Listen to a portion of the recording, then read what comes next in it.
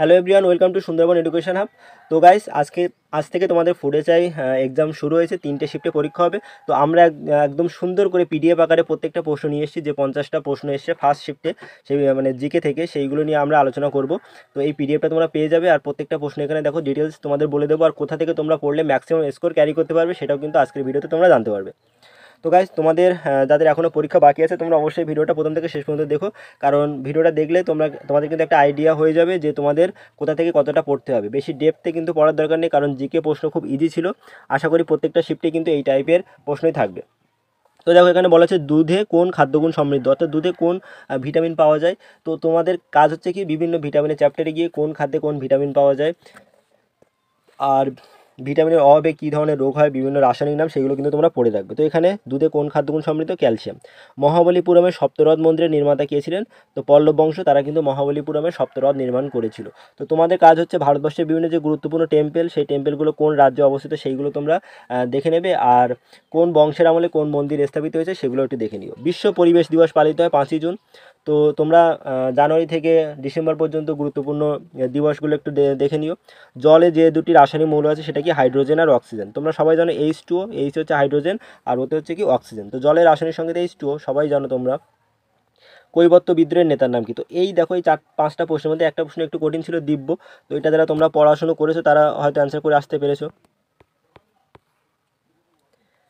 এর পরে প্রশ্ন দেখো, বলছে শশাঙ্ক যে অঞ্চলের রাজা ছিলেন। তো শশাঙ্ক ছিলেন গৌড়ের রাজা, তার রাজধানী ছিল কিন্তু কর্ণ সুবর্ণে। তো তোমরা এটা দেখে যাও যে শশাঙ্কের রাজধানী কোথায় ছিল? কর্ণ সুবর্ণ। আলমগীর নামে কে পরিচিত ছিলেন? ঔরঙ্গজেব। তো তোমরা দিল্লির সুলতান আর মুঘল সম্রাটদের বিভিন্ন উপাধি সম্পর্কে একটু জেনে যাবে, তারা যে যুদ্ধগুলো করেছিল, তারা যে গুরুত্বপূর্ণ যে পদক্ষেপ নিয়েছিল, কে বাজার দর ব্যবস্থা নির্মাণ করেছিল, তারপরে আকবরের সময় আকবর কি কি মানে তৈরি করেছিল, বা আকবরের যে গুরুত্বপূর্ণ যে কাজগুলো, সেগুলো একটু দেখে যাও। ভারতের জাতীয় কংগ্রেসের প্রতিষ্ঠিত হয়েছিল কত সালে? 1885 সালে। তো এখান থেকে তোমাদের আরও প্রশ্ন হতে পারে যে জাতীয় কংগ্রেসের প্রতিষ্ঠাতা কে ছিলেন? Alan Octavian Hume. এরপরে তোমাদের বলতে পারে যে জাতীয় কংগ্রেসের প্রথম সভাপতি কে ছিলেন? ডব্লিউ.সি. ব্যানার্জি, উমেশচন্দ্র ব্যানার্জি। জাতীয় কংগ্রেসের প্রথম মুসলিম সভাপতি। তো এই জাতীয় কংগ্রেস থেকে কিন্তু একটা কোশ্চেন থাকে। গাছেরা খাদ্য উৎপাদন করে নিম্নলিখিত প্রক্রিয়া কোন প্রক্রিয়া? সালোক সংশ্লেষ প্রক্রিয়া। তো সালোক সংশ্লেষ সম্পর্কে তোমরা একটু দেখে যাবে। সালোক সংশ্লেষে অংশগ্রহণকারী একটা ধাতুর নাম কি? ম্যাগনেসিয়াম। তারপরে কারা কারা সালোক সংশ্লেষে অংশগ্রহণ করে। এরপরে দেখো, ভারতীয় সংবিধানের জনক, এটা তোমরা সবাই জানো, বি.আর. আম্বেদকর। দার্জিলিং জেলা যার জন্য বিখ্যাত? চায়ের জন্য। একদম সহজ কোশ্চেন। সিপাহী বিদ্রোহ যেখানে সর্বপ্রথম হয় কোথায়? ব্যারাকপুরে। আর সিপাহী বিদ্রোহের প্রথম শহীদ কে ছিল? মঙ্গল পাণ্ডে। এটাও তোমরা দেখে যেও। এরপরে বলছে বাদুড় রাত্রে পথ নির্দেশ করে যার সাহায্যে, কিসের সাহায্যে? প্রতিধ্বনি। কারণ বাদুড় কিন্তু চোখে দেখতে পায় না। পোলিও কি? পোলিও হচ্ছে ভাইরাস ঘটিত একটা রোগ। তো তোমরা ব্যাকটেরিয়া ঘটিত বিভিন্ন রোগ তোমরা দেখে যাবে। ব্রিক্স হলো রাষ্ট্রসমূহের গোষ্ঠী, ব্রিক্স। তোমরা বিতে ব্রাজিল, আরতে রাশিয়া, আইতে ইন্ডিয়া, সিতে চায়না, এগুলো তোমরা সব কিছু দেখে দিও। এসতে সাউথ আফ্রিকা। বিশ্ব উষ্ণায়নের জন্য নিম্নলিখিত রাসায়নিক দায়ী। তো এখানে কার্বন ডাইঅক্সাইড বলা হয়েছে, ওখানে তোমরা অপশান অনুযায়ী কিন্তু অ্যান্সার করবে। কারণ বিশ্ব উষ্ণায়নের জন্য শুধু কার্বন ডাইঅক্সাইড দায়ী না, আরও বিভিন্ন গ্যাস আছে, সিএফসি আছে। ভারতীয় সংবিধানের প্রথম অধ্যক্ষ কে ছিলেন? জি.ভি. মামালঙ্কর। যদি বলে মহিলাদের ক্ষেত্রে বলতো তাহলে কী হতো? মীরা কুমারী। সাধারণ লবণের রাসায়নিক সংকেত, তো এখানে দেখো, এখানে তো NaCl এসছে, একদম সহজ। তো তোমাদের দিয়ে দিল চুনা পাথরের রাসায়নিক সংকেত, কোষ্টিক সোডার রাসায়নিক সংকেত, বেকিং সোডার রাসায়নিক সংকেত। তো এইরকম সংকেতগুলো তোমরা দেখে যেও। এরপরে থাকছে দেখো, পারাদ্বীপ বন্দর যেখানে অবস্থিত? উড়িষ্যা।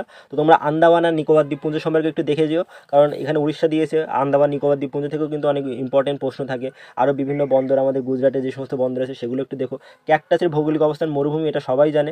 প্রজ্ঞান এর সম্পর্কে নিম্নলিখিত বিষয়ের সাথে যুক্ত। দেখো, মহাকাশ বিজ্ঞান। প্রজ্ঞান, এটা আমরা পড়েছিলাম চন্দ্রযান অভিযানে, সবাই তোমরা কম বেশি দেখেছো, তো এটা তো অনেকেই জানো। ভারতীয় সংবিধান যে সালে গৃহীত হয়? দেখো, 1949 সালে 26শে নভেম্বর এটা গৃহীত হয়। আর 26শে জানুয়ারি 1950 সালে 26শে জানুয়ারি কিন্তু কী হয়? লাগু হয়। স্বরাজ আমার জন্মগত অধিকার উক্তিটি কার? বাল গঙ্গাধর তিলক। তো তোমরা এরকম বিভিন্ন মহান ব্যক্তিরা যে উক্তিগুলো দিয়েছিল ইতিহাসে, সেগুলো একটু দেখে যেও। এরপরে দেখো কি বলছে, রাজ্যসভার অধ্যক্ষ কে হন? উপরাষ্ট্রপতি। ভাইস প্রেসিডেন্ট কিন্তু রাজ্যসভার অধ্যক্ষ হন। ভিটামিন সি খাদ্যদ্রব্যে পাওয়া যায়। দেখো, লেবুতে কিন্তু কি পাওয়া যায়? ভিটামিন সি পাওয়া যায়। এটা সবাই জানো, রানীগঞ্জে, আমাদের ওয়েস্ট বেঙ্গলের রানীগঞ্জ কয়লার জন্য বিখ্যাত। মানবদেহ অস্থির সংখ্যা হচ্ছে 206টি। আর যদি শিশুদের ক্ষেত্রে বলতে তাহলে কী হতো? 300 প্লাস হাড়ের হাড় কাদের পাওয়া যায়? শিশুদের ক্ষেত্রে। জগদীশচন্দ্র বসু কে ছিলেন? একজন বিজ্ঞানী ছিলেন। এরপরে একটাই প্রশ্ন এখানে দেখো একটু খটোমটো ছিল, তো চিকিৎসক দিবস পালিত হয় 1 জুলাই। তো তোমাদের আমি বলেছি জানুয়ারি টু 1 জানুয়ারি থেকে 31 ডিসেম্বর। তোমরা সব কিন্তু কি দেখে যাবে, যে গুরুত্বপূর্ণ দিবসগুলো আছে সেগুলো তোমরা দেখে যাওয়ার চেষ্টা করবে।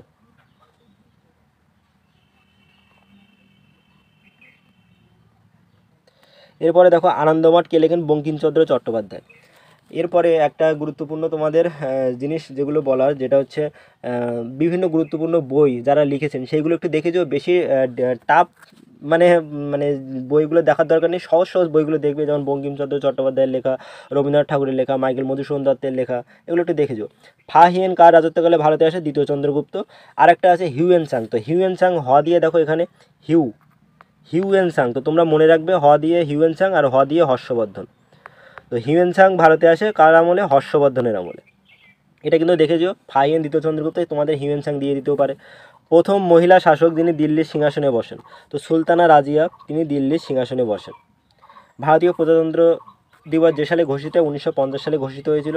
আইহোল প্রশস্তির সঙ্গে যুক্ত দ্বিতীয় পুলকেশী। আর আইহোল প্রশস্তি কে লিখেছে? রবি কীর্তি। আইহোল প্রশস্তি কে লিখেছেন? রবি কীর্তি। এবারে ভারতীয় সুপ্রিম কোর্টের প্রধান বিচারপতিকে নিযুক্ত করেন কে? রাষ্ট্রপতি। এরপরে যদি বলে রাষ্ট্রপতির শপথ বাক্য কে পাঠ করেন? সুপ্রিম কোর্টের প্রধান বিচারপতি। তো দেখো একটার সাথে একটা ইন্টার রিলেটেড, এইগুলো একটু পড়ে যাবে।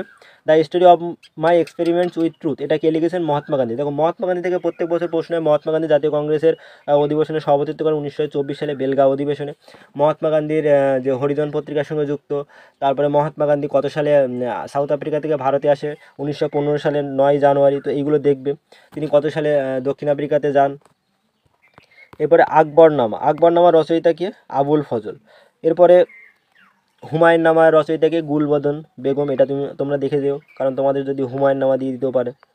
তরাইনের প্রথম যুদ্ধ হয় 1191 সালে। এটা হয়েছিল মোহাম্মদ ঘুরি আর পৃথ্বীরাজ চৌহানের মধ্যে। এখানে কিন্তু পৃথ্বীরাজ চৌহান তিনি কিন্তু জিতে যান, মোহাম্মদ ঘুরি পরাজিত হয়। এরপরে যে দ্বিতীয় যুদ্ধ বলে সেটা হচ্ছে 1192 সালে। সেখানে কিন্তু পৃথ্বীরাজ চৌহান পরাজিত হয়। ওই পৃথ্বীরাজ চৌহান আর মোহাম্মদ ঘুরির মধ্যেই হয়েছিল। প্লেগ মহামারীর মূল কারণ হচ্ছে ইঁদুর, এটা সবাই জানো। ইঁদুরের কামড়ে কিন্তু প্লেগ হয়। এরপরে প্রশ্ন দেখো গাজরে যে ভিটামিন থাকে? গাজরে থাকে ভিটামিন এ। তো তোমাদের বারবার করে বলছি বিভিন্ন কোন খাদ্যে কোন ভিটামিন পাওয়া যায় এটা একটু দেখে যেও। G20 গোষ্ঠীভুক্ত দেশগুলির সভাপতি হচ্ছে ভারত। ভারতে পঞ্চায়েতি ব্যবস্থার সূত্রপাত নিম্নলিখিত সংশোধনীর দ্বারা 73তম সংশোধনী। আর যদি আর্টিকেল বলে পঞ্চায়েত ব্যবস্থা কত নম্বর আর্টিকেলে আছে? এটা হচ্ছে 40 নম্বর আর্টিকেল। এটা একটু দেখে যেও। আর যদি বলে কত নম্বর শিডিউলে আছে? তো শিডিউল হচ্ছে কিন্তু 11 নম্বর শিডিউল। কর্নিয়া দেহের যে অংশে অবস্থিত? চোখ। স্বাধীন ভারতের প্রথম উপরাষ্ট্রপতি কে ছিলেন? সর্বপল্লী রাধাকৃষ্ণন। মিনামাটা রোগের কারণ হচ্ছে কি? পারদ। তো তোমরা কিন্তু বিভিন্ন যে রোগগুলো আছে সেগুলো একটু দেখে যেও। নিম্নলিখিত একটি রক্তের গ্রুপ ও, তোমরা রক্তের গ্রুপ সবাই জানো, A+B+, AB positive, O positive, A-B যেগুলো হচ্ছে রক্তের গ্রুপ। পলাশী যুদ্ধ হয়েছিল 1757 সালে।